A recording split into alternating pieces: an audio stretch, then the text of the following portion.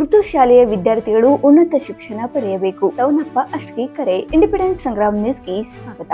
ಸರ್ಕಾರದ ಉರ್ದು ಶಾಲೆಯ ವಿದ್ಯಾರ್ಥಿಗಳ ಸಂಖ್ಯೆ ಏರುತ್ತಲೇ ಇದೆ. ಈ ಶಾಲೆಗೆ 8 ಕೊಠಡಿ ನಿರ್ಮಾಣ ಮಾಡಲು ಸಹಾಯ ಸಹಕಾರ ನೀಡುತ್ತೇನೆ.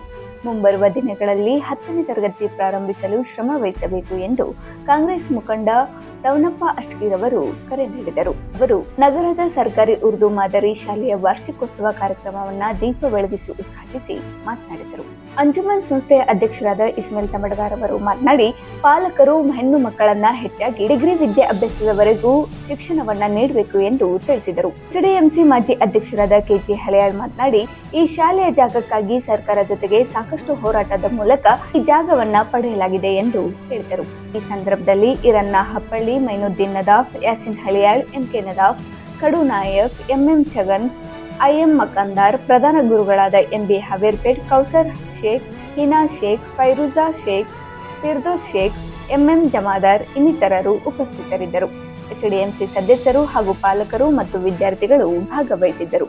ಉತ್ತಮ ಫಲಿತಾಂಶ ಪಡೆದ ವಿದ್ಯಾರ್ಥಿಗಳಿಗೆ ಬಹುಮಾನ ವಿತರಿಸಿದರು. ನಂತರ ಸಾಂಸ್ಕೃತಿಕ ಕಾರ್ಯಕ್ರಮಗಳು ಜರುಗಿದವು.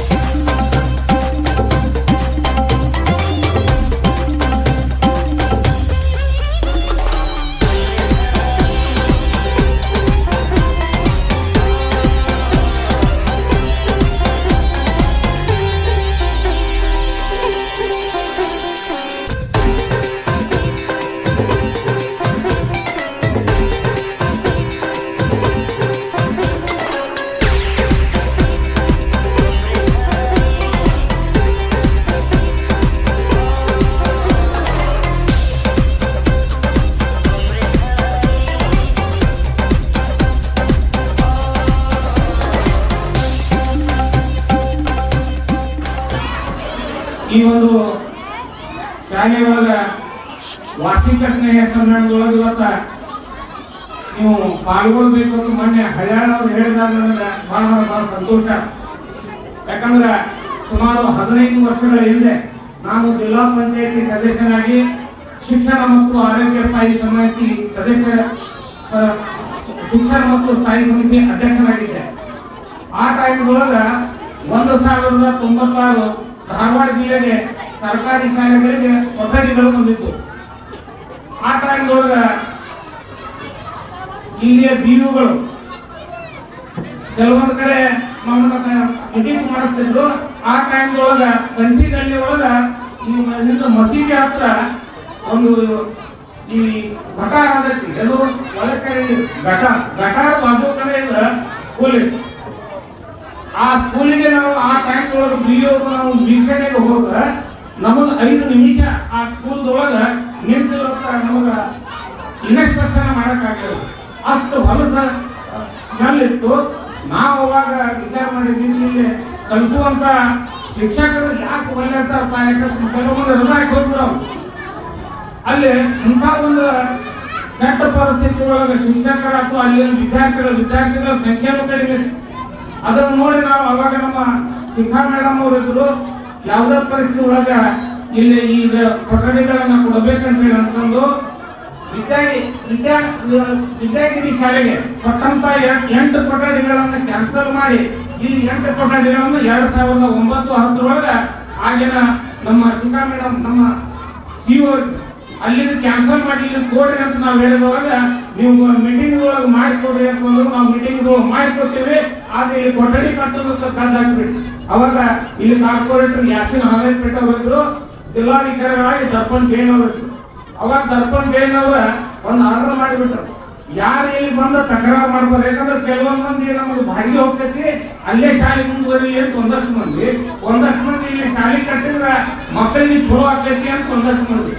ಅವಾಗ ದರ್ಪಣ್ ಜೈನ್ ಅವರು ಒಂದು ಕಟ್ಟುನಿಟ್ಟಿನ ಇದನ್ನ ಹೇಳಿಬಿಟ್ರು, ಯಾರಲ್ಲಿ ಇವತ್ತು ಬಂದ ತಕರಾರು ಮಾಡ್ತಾರ ಅವ್ರನ್ನ ಒಳಗೆ ಹಾಕಿದ್ರು ಕರ್ಕೊಂಡೇನು. ಹೀಗಾಗಿ ಅವಾಗಿನ ಇಲ್ಲಿಯ ಕೆಲವೊಂದು ಹಿರಿಯರು, ಇಲ್ಲಿಯ ಕಾರ್ಪೊರೇಟರು ಎಲ್ಲರ ಸಹಾಯ ಸಹಕಾರದಿಂದ ಇವತ್ತ ಅಗ್ನಿ ಒಂದು ಉತ್ತಮವಾದಂತ ಶಾಲೆ ಇವತ್ತು ಇಲ್ಲಿ ಆರಂಭ ಆಗಿದೆ. ನಾ ಅಧ್ಯಕ್ಷರಾಗ ಕೊಟ್ಟಂತ ಶಾಲೆಗಳನ್ನ ಇವತ್ತ ಅಂತ ಒಂದು ಶಾಲೆಯ ಒಂದು ವಾರ್ಷಿಕ ಸ್ನೇಹ ಸಮ್ಮೇಳನ ಬಂದ ನನಗ ಒಂದು ಮಾತಾಡೋದು ಅವಕಾಶ ಸಿಕ್ಕೈತೆ ಅಂತಂದ್ರೆ ಬಹಳ ನಮ್ಗೆ ಸಂತೋಷ.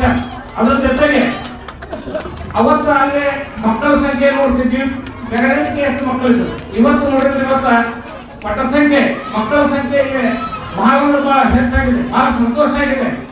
ಅದಕ್ಕೆ LKG UKG ಇಂದ 8ನೇ ತರಗತಿವರೆಗೆ ಇದೇನೈತಲ್ಲ ಶೈಕ್ಷಣಿಕವಾಗಿ ಇವತ್ತ ಮಕ್ಕಳಿಗೆ 1ನೇ ಮೆಟ್ಟಲ. ಇವತ್ತು 1ನೇ ಮೆಟ್ಟಲ ಇವತ್ತ ನೀವು ಸುರಳಿತವಾಗಿ ಚಂದವಾಗಿ ಇವತ್ತ ಒಂದು ಉತ್ತಮವಾದಂತಹ ದರ್ಜೆಯ ಶಿಕ್ಷಣವನ್ನ ಇವತ್ತು ಶಿಕ್ಷಕರು ಇವತ್ತ ನೀಡಿದ 1ನೇ ಮೆಟ್ಟಲ ಇವತ್ತ ಸರಾಗವಾಗಿ ಹಚ್ಚಿದ್ರೆ 2ನೇ ಮೆಟ್ಟಲ ಅಂದ್ರೆ ಹೈಸ್ಕೂಲು, 3ನೇ ಮೆಟ್ಟಲ ಅಂದ್ರೆ ಕಾಲೇಜ್ ಅಂದ್ರೆ ಮುಂದೆ ಸರಳವಾಗಿ ಇವತ್ತ ಮಕ್ಕಳು ತಾವು ತಮ್ಮ ಕಾಲಿನಲ್ಲಿ ನಿಲ್ಲುವಾಗಿ ಶಿಕ್ಷಣವನ್ನು ಕಲಿತಾರೆ. ಹಾಗೆ ಅಂತಕ್ಕಂಥ ಮಾತನ್ನ ಹೇಳ್ತಾ ಶಿಕ್ಷಕರು ಬಹಳ ಉತ್ತಮವಾದಂತ ಗುಣಮಟ್ಟದ ಶಿಕ್ಷಣ ಕೊಡಬೇಕು. ಅದರ ಜೊತೆಗೆ ಇವತ್ತ ಪಾಲಕರು ವಿಶೇಷವಾಗಿ ತಾಯಂದಿರು ಬಂದಿದೆ. ಅದರಲ್ಲಿ ಹೆಚ್ಚಾಗಿ ಇವತ್ತ ಮಹಿಳೆಯರ ಸಂಖ್ಯೆ ಇವತ್ತು ಜಾಸ್ತಿ ಕಾಣ್ತೈತಿ ಈ ಶಾಲೆ ಒಳಗ. ತಮಗೊಂದು ಕಿರುಮಾತನ್ನ ನಾನು ಹೇಳ್ತೇನೆ. ಯಾಕಂದ್ರೆ ಬಡತನ ರೇಖೆಗಿಂತ ಕೆಳಗಿರುವಂತ ಇವತ್ತ ಮಕ್ಕಳು ಈ ಶಾಲೆ ಒಳಗೆ ಕಲಿತ ನನಗೆ ಅನ್ಸಿದ ಮಟ್ಟಿಗೆ. ಅದಕ್ಕೆ ತಾವು ಒಂದು ನಿರ್ಧಾರಕ್ಕೆ ಬರಬೇಕು. ನಮ್ಮ ಮಗ ಇರ್ಬೋದು, ಮಗಳಿರ್ಬೋದು, ಇವತ್ತ ಮಧ್ಯದೊಳಗೆ ನಾವು ಇವತ್ತ ಶಾಲೆಯನ್ನು ಬೆಳೆಸಬಾರ್ದು. ಎಷ್ಟೇ ಕಷ್ಟ ಬಂದ್ರು ಇವತ್ತ ನಮ್ಮ ಮಗುವಿಗೆ ನಾವು ಪರಿಪೂರ್ಣವಾದಂತಹ ಒಂದು ಶಿಕ್ಷಣವನ್ನು ಕೊಡಿಸ್ತೇವೆ ಅಂತಕ್ಕಂಥ ಒಂದು ನಿರ್ಧಾರವನ್ನು ತಾವು ಮಾಡಬೇಕು. ಯಾಕಂದ್ರೆ ಇವತ್ತ ರಾಜ್ಯ ಸರ್ಕಾರ ಇರ್ಬೋದು, ಕೇಂದ್ರ ಸರ್ಕಾರ ಇರ್ಬೋದು, ಅದ್ರ ಜೊತೆಗೆ ನಿಮಗ ಅಂಜುಮನ್ ಶಿಕ್ಷಣ ಸಂಸ್ಥೆ ಬೆನ್ನೆಲುಬಾಗಿ ಇವತ್ತು ನಿಮ್ಮ ಮಕ್ಕಳಿಗೆ ಶಿಕ್ಷಣ ಕೊಡೋದು ಬಹಳ ಇವತ್ತ ಹುಮ್ಮಸ್ಸಿನಿಂದ ಅದರಾಗ ಇವತ್ತ ನಮ್ಮ ಗೆಳೆಯರಾದಂತ ಇವತ್ತ ಇಸ್ಮಾಯಿಲ್ ತಮಾಕ್ ಅವರು ಬಂದ ನಂತರ ಇವತ್ತ ನಿಮ್ಮ ಅಂಜುಮನ್ ಸಂಸ್ಥೆ ಸಾಕಷ್ಟು ಇವತ್ತು ಎಚ್ಚರಿಕೆ ಬೆಳೆದಿದೆ. ಅದಕ್ಕೆ ತಮ್ಮ ಮಕ್ಕಳಿಗೂ ಸಹಿತ ಬಹಳ ಸಹಕಾರ ಆಗ್ತದೆ. ಇವತ್ತ ನಾವು ಮುಂದೆ ಬರಬೇಕು, ನಮ್ಮ ಮನೆತನ ಮುಂದೆ ಬರಬೇಕು, ದೇಶ ಮುಂದೆ ಬರಬೇಕು ಅಂತಂದ್ರೆ ಶಿಕ್ಷಣ ಬಹಳ ಪ್ರಮುಖವಾದಂತಹ ಪಾತ್ರವನ್ನು ವಹಿಸ್ತೈತೆ. ಅದಕ್ಕೆ ತಾಯಂದಿರು ಇವತ್ತ ಮನೆಯಲ್ಲಿ ಇವತ್ತು ಶಾಲೆ ಒಳಗ ಕಲಿತು ಬಂದಾರಂತ ಸುಮ್ಮನೆ ಕೊಂಡಿರ್ಬೇಡಿ. ಮನೆಯಲ್ಲಿ ಸಹಿತ ಇವತ್ತ ತಾವು ಪಾಠವನ್ನ ಕಲಿಸಬೇಕು ಮಕ್ಕಳಿಗೆ. ಇವತ್ತ ಏನು ರಾತ್ರಿ ಹೋಮ್ವರ್ಕ್ ಇವತ್ತು ಟೀಚರ್ ಏನ್ ಹೇಳ್ಯಾರ ಅಂತಂದ್ರೆ ಮುಂದೆ ಕುಂತ ಕ್ಲಾಸ್ ಅಭ್ಯಾಸ ಮಾಡಿಸುವುದು ಆ ಮುಖಾಂತರ ನಿಮ್ಮ ಮಕ್ಕಳಿಗೆ ಉತ್ತಮವಾದಂತ ಒಂದು ಶಿಕ್ಷಣವನ್ನ ಕಲಿಸಿದ ಕಡೆ ಹೆಚ್ಚು ಗಮನವನ್ನ ಹರಿಸಬೇಕು. ಹಾಗೆ ಅಂತಕ್ಕಂಥ ಒಂದು ಮಾತನ್ನ ನಾನು ಹೇಳ್ತಾ 7ನೇ ತರಗತಿ 8ನೇ ತರಗತಿ ಇದ್ದಂತ ವಿದ್ಯಾರ್ಥಿಗಳಿಗೆ ನಾನು ಹೇಳ್ತೀನಿ, ನೀವು ನಿಮ್ಮ ಏನು ಟಿವಿ ಕಡೆ ಮತ್ತು ಮೊಬೈಲ್ ಕಡೆ ಹೆಚ್ಚಿನ ಲಕ್ಷ್ಯವನ್ನ ವಹಿಸಬೇಡಿ. ಯಾಕಂದ್ರೆ ನಿಮ್ಮನ್ನು ಇವತ್ತು ನಮ್ಮ ವಿಕಾಸ ಇವತ್ತ ನಿಮ್ಮ ಪಾಲಕರು ಇವತ್ತ ನಿಮ್ಮನ್ನು ಶಾಲೆಗೆ ಕಳಿಸಿರ್ತಾರೆ. ನೀವು ಸಹಿತ ಅಷ್ಟೇ ಇವತ್ತ ವಿಶ್ವಾಸವನ್ನು ಇಟ್ಟ ಉತ್ತಮ ಗುಣಮಟ್ಟವಾದಂತಹ ಶಿಕ್ಷಣವನ್ನ 7ನೇ ತರಗತಿ 8ನೇ ತರಗತಿ, ಯಾಕಂದ್ರೆ ಸಣ್ಣ ಹುಡುಗರಿಗೆ ನಾವು ಏನ್ ಹೇಳೋದು ತಿಳಿಯಾಗಿಲ್ಲ. ನೀವು ಸಹಿತ ಬಹಳ ಎಚ್ಚರಿಕೆಯಿಂದ ಇವತ್ತ ಎಲ್ಲ ದುಶ್ಚಟಗಳಿಗೆ ಬಲಿಯಾಗದಂಗ ಇವತ್ತು ಗುಣಮಟ್ಟದ ಶಿಕ್ಷಣವನ್ನ ನೀವು ಕಲಿಯಬೇಕು. ಕಲಿಯುವ ಮುಖಾಂತರ ನಿಮ್ಮ ಕಲಿಸಿದ ಗುರುಗಳ ಹೆಸರನ್ನ, ಹಡೆದಂತ ತಂದೆ ತಾಯಿಗಳ ಹೆಸರನ್ನ, ಕಲಿತ ಶಾಲೆಯ ಹೆಸರನ್ನ ಇವತ್ತ ನೀವು ಮುಂದೆ ದೊಡ್ಡವರಾಗಿ ಬೆಳೆದ ನಂತರ ಈ ಹೆಸರುಗಳ ಗುರುವಾಗಿ ತಾವು ಇವತ್ತ ಶಿಕ್ಷಣವನ್ನ ಕಲಿಬೇಕು. ಹಾಗೆ ಅಂತಕ್ಕಂಥ ಒಂದು ಮಾತನ್ನ ನಾನು ಹೇಳ್ತಾ ತಾಯಂದ್ರೆ ಇವತ್ತ ಮಗಳು ದೊಡ್ಡಾಕೈಗಳ ಅಂತೇಳಿ 16, 17, 18 ವರ್ಷಕ್ಕೆ ಲಗ್ನ ಮಾಡುವಂತ ವ್ಯವಸ್ಥೆಯನ್ನು ಮಾಡಬೇಡ್ರಿ. ಯಾಕಂದ್ರೆ ನಾನು ಸಹಿತ ಉತ್ತರ ಬೇಡಿಕೆ ಒಳಗೆ ಶಾಲೆಯನ್ನು ಕಲಿತ ಇವತ್ತು ನಾ ಇಲ್ಲಿ ಬಂದೇನೆ. ಅಲ್ಲಿ 50% ಇವತ್ತು ಅಲ್ಪಸಂಖ್ಯಾತರದ 7ನೇ ಇವತ್ತ ಬಹಳ SSLC ಮುಗೀತಿ ಅಂತಂದ್ರೆ ಮಕ್ಕಳನ್ನ ಇವತ್ತ ಶಾಲೆಯಿಂದ ಬಿಡಿಸುವುದರ ಮುಖಾಂತರ ಲಗ್ನ ಮಾಡುವ ಕಡೆ ಇವತ್ತ ಲಕ್ಷ್ಯ ವಹಿಸ್ತಾರ. ದಯವಿಟ್ಟು ಆ ಕೆಲಸವನ್ನು ಮಾಡಕ್ ಹೋಗ್ಬೇಡ್ರಿ. ಇದು 21ನೇ ಶತಮಾನ. ಯಾಕಂದ್ರೆ ಡಾಕ್ಟರ್ BR ಅಂಬೇಡ್ಕರ್ ಅವರು ಇವತ್ತ ಮಹಿಳೆಯರಿಗೆ ಸಹಿತ ಸಮಾನವಾದಂತಹ ಹಕ್ಕನ್ನು ಕೊಟ್ಟಿದ್ದಾರೆ.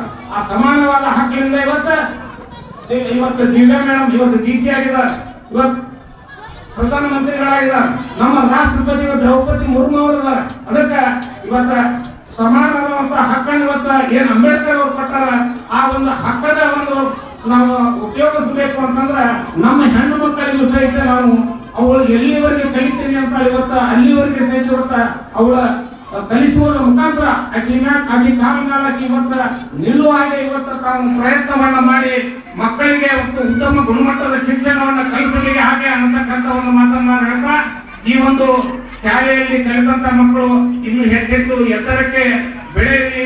ಇದರಂತ ಇಲ್ಲಿ ಕಲಿತಂತ ಇವತ್ತು ಮಕ್ಕಳು ಡಾಕ್ಟರ್, ಇಂಜಿನಿಯರ್ ಆಗಲಿ ದೇಶ ವಿದೇಶಗಳಿಗೆ ಹೋಗುವುದರ ಮುಖಾಂತರ ಇವತ್ತ ಈ ಶಾಲೆ ಹೆಸರನ್ನು ತರುವಾಗೆ ಆಮೇಲೆ ಅಂತಕ್ಕಂಥ ಒಂದು ಮಾತನ್ನ ನಾನು ಹೇಳ್ತಾ, ಇವತ್ತಿನ ದಿವಸ ನಮಗೆ ಇಲ್ಲಿ ಕರೆಯಿಸಿ ಗೌರವಿಸಿ ಮಾತಾಡೋದಕ್ಕೆ ಅವಕಾಶ ಮಾಡಿಕೊಟ್ಟಂತ ತಮಗೆಲ್ಲರಿಗೂ ವಂದಿಸಿ ನಾನು ಎರಡು ಮಾತುಗಳನ್ನು ಮುಗಿಸ್ತೇನೆ.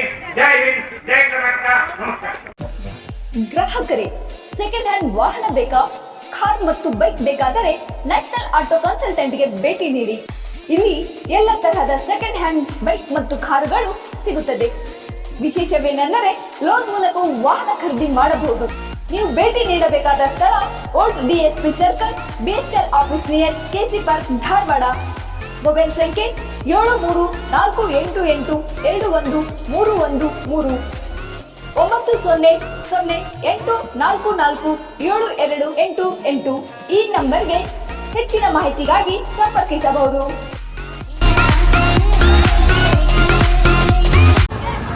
मैं जहाँ तक मैं जानता हूँ कि आप लोग सब लोग हमारा भाषण या सम्मान करने देखने नहीं आए, हमारा सुनने भी नहीं आए, अपने बच्चों का प्रोग्राम देखने आए और लेट भी हुआ, भूख भी लगी रही है, तो मैं थोड़ी बात करके मैं अपनी जगह लेता हूँ।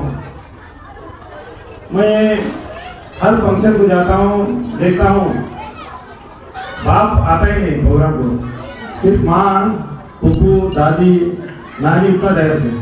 ये तुम्हारे स्कूल के नहीं हो, ये हर स्कूल में गए तो खाली माँ रहते हैं या तो उनकी पुप्पू या तो कौन भी लेडीज रहते हैं, पापा आते थे। मैं भी नहीं गया, मेरे बच्चा है स्कूल में अभी तक नहीं गया, मैं भी 10th में भी गया, दूसरे को बोलने के लिए मैं नहीं गया अभी तक। तो क्या है जो उनको संभालते बोल को, अब आप पूछो कहती तुम्हारा बेटा के में 8वीं में 9वीं रहेगा, 3वीं में 4वीं रहेगा, वो मान लेता उनको और सीख रहे हैं, क्या देख रही वो सीख रहे हैं, पैसे देना फीस भरना दिमाग में रहता हूँ। तो इसका मतलब क्या है, सबसे ज्यादा जिम्मेदारी ये माओ की, ये लेडीज जो घर में रहते हैं बच्चों को पढ़ाने की बहुत बड़ी जिम्मेदारी है।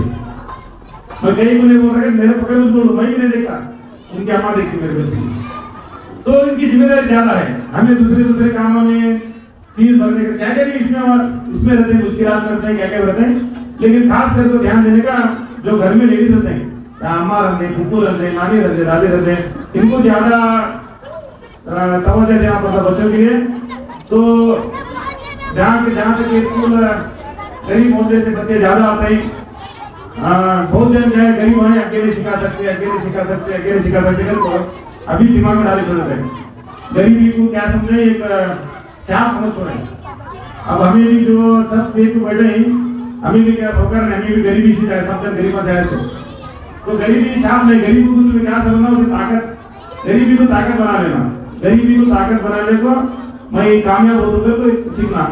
तो अब पहले सर की हालत नहीं है, अभी लोन मिल रहे, अभी स्कॉलरशिप मिल रही, अभी अच्छा परसेंटेज करे तो मेडिकल में स्कॉलरशिप मिल रही, अभी फैसिलिटीज बहुत है। तुम्हें इंशाल्लाह अच्छे पढ़ने वाले रहे तो अभी लोग लेकर तो मैं स्कॉलरशिप क्या क्या करने का मैं करा, 50 रुपए ये कर लो तो, लेकिन क्या है तुम्हें 35% करने का नहीं होता, 80, 90 3 वर्ष क्या रहते हैं, 90, 95 कर रहे हैं। इंशाल्लाह उनको क्या करके तकलीफ मेरे पास तो हमें भी स्कॉलरशिप रहेंगे, क्या क्या सिखाने करेंगे। तो इसका मतलब है कि खास करके लेडीज का बहुत बड़ा बच्चों को कामयाब करने में बहुत बड़ा रोल है। आज मैं भी आज कामयाब आएंगे तो हमारी पुप्पू मुझे बचपन से अरबी से लेको स्कूल से लेको सब पढ़े से हमारे पुप्पू बेटा को हमारे अब्बा भी देखे नहीं, हमारे चादर में देखे नहीं, क्या नहीं, सुबह शाम सुबह को नमाज जाना, कुरान पढ़ना, ये पढ़ना, मार बड़ा पुप्पू। तो हमें इतना सब हमारे पुप्पू सीखेगा नहीं सीखे, इसलिए तुम्हारा बहुत बड़ा माँ का रहते, पुप्पा का रहते, खाला का रहते, बहुत बड़ा रोल है। तो तुम्हें समझ को बच्चों को सिखाए तो तुम्हें 100% बच्चे कामयाब होते हैं। और क्या भी तकलीफ सीखने में क्या भी तकलीफ हो तो अमीन इस्लाम और स्टेज पे बैठे सारे सभी बुजुर्ग तुम्हारे साथ है। हमना मिलने तकलीफ भी तो तुम्हें किसी भी मिल हमारे तक आ सकते, ऐसा कभी नहीं। और अंजुमन में क्या भी ऐसा किसी अलाउ नहीं करते, अमिताभ अवेलेबल करते हैं, सबको बात कर देते हैं। बस ये है कि अपने बच्चों को अच्छे से अच्छा सिखाओ। 2006 दिसंबर 8 तारीख को मनीमंडल 420 रुपये चौरस फुट मैं खरीद दिया। मेरे नाम को बॉन्ड है, मेरे घर में है बॉन्ड। तो ये जगह लाना रहा तो मुझे पॉलिटिकल लीडर को बहुत तकलीफ हुआ। जब हमें नींद को उठाए तो मेरे साहब कहते थे, उन्होंने भी तकलीफ दिए और हमारे कौम के लोगों ने भी बहुत तकलीफ दी। उसके अलावा मैं पीछे नहीं हटा, मुझे मूर्ख देखने की आदत नहीं, मार या हमारे लेवल में निकलता। तो क्या हुआ, तो जगह में 2006 दिसंबर 8 तारीख को हस्तांत हुआ, खरीद लिया मुझे। तो नून नहीं हुआ था, नून होने की नून होना के बोले तो नून होने में 4 वर्ष लगे मुझे। अगर ये जगह नून नहीं होती थी तो ये जगह करती तो स्कूल में एक रूम नहीं मिलती थी मुसलमानों को। ये मैं सीरियस में बता रहा हूँ। तो 2008 में सीका मैडम तो सीओ थे, तो श्रीकर साहब बोल के डीसी थे। तब उन्हें 36 लाख रुपए, तब 3 लाख रुपए को एक रूम होती थी। तो 36 लाख रुपए हमारे अकाउंट को डाली 2008-9 में। तो डालने पर वो पैसा रहा। जब नूद होने तक कितना टाइम लगा बोले तो मुझे 2010 मार्च 3 तारीख को नूद हुआ। जैसा नूद हुआ बहुत सारे लीडर ऐसा राउंडिंग करे तो मुझे थक गया था। मैं 10 वर्ष गुजारा, उसका से लोगों का देर को जान छोड़ा। जाने के बाद मैं स्कूल को 5 वर्ष तक नहीं आया। मैं 5 वर्ष के बाद प्रदेश सब पूरी है इसमें लेडीज में, तो मैं जानता नहीं। आपको रात को धरना बैठे 2016 दिसंबर 15 तारीख को हमारे घर आपको धरना बैठे। कल अगर तुम्हें नहीं आया मैं बच्चों को निकाल को देकर दो। तो तुम्हारे सबके बात को फिर मैं स्कूल आया। तो स्कूल जब चार्ज दे गया था मैं 480 को 2 बच्चे थे। जब रिटर्न चार्ज लिया मैं 4 वर्ष के बाद में 135 बच्चे हुए थे। तो फिर इसे इम्प्रूवमेंट करने के लिए बहुत टाइम लगा, तकलीफ भी हुई। तो जब मेरा वक्त आया तो मैं परसों क्या हुआ तो इन्होंने सब लेकर मेरे को मेरे बेटे को चेयरमैन बने। जाने के बाद मैं इतिहास की बता रहा हूँ मेरे को, ये स्कूल कोई भीख में नहीं मिली। ये तुम्हारे सबके दिमाग में तुम्हारी स्कूल कभी भी तुम्हें इसके माल का और तुम्हें स्कूल में कितना बुलंदी को लाते हैं तो तुम्हारे बच्चे होते रिपीटी से 10th 9th तक लाने का मेरा प्लान है। और ये बाजू जगह को भी जो हामिर पेट यासिन हामिर पेट आप बोला, हमारे सदर साहब बोले तो मैं कोशिश करूँ मैं साथ दे देंगे तो उसे भी मैं ख्याल रखता हूँ। अगर वो भी उतनी जगह होगी, ये 9 गुंटे 59 चदर 9 गुंटे 52 है, वो एक के 9 गुंटे हैं। अगर होने से तो हाई स्कूल सब बनती हैं, तुम्हें सब जन में साथ देना। और ये बच्चे कभी भी स्कूल में जो 400-500 बच्चे होते हैं तो जब स्कूल का मजा आता है। ये 300 बच्चे मुझे अच्छे नहीं लगे, तो मैं 400-500 बच्चे में स्कूल पढ़ाया करता है। तो आज हमारे स्कूल के बच्चे काफ़ी ज़्यादा टॉप लेवल पर, लेकिन हमारे उस्ताद आपके अच्छे हैं, बहुत अच्छे इसमें आ रहे हैं।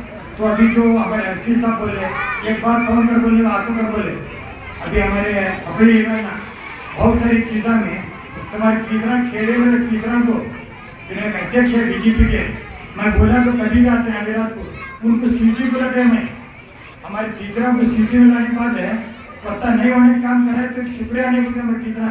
हालांकि हमारे लोग खराब नहीं है, उनको वो नौकरी की रहन सहन नहीं है टीचर बनने के बाद में भी। तो आज हमारे में क्या मालूम है, कोई भी छोटा भी काम करना कह रहे हैं उसका शुक्रिया अदा करो। उसका उन्हें क्या बोलते हैं, ये परवाह और जना मेरा कभी जान के लोग देखो ना को तुम्हें अच्छा काम करे तो बच्चे टॉप लेवल पर जाते हैं। अगर तुम्हें गलत काम करेंगे तो मेरे में डर है दिल में, तो बेटा भी तुम्हें भी तरक्की नहीं देगा, बच्चा भी तरक्की नहीं करते।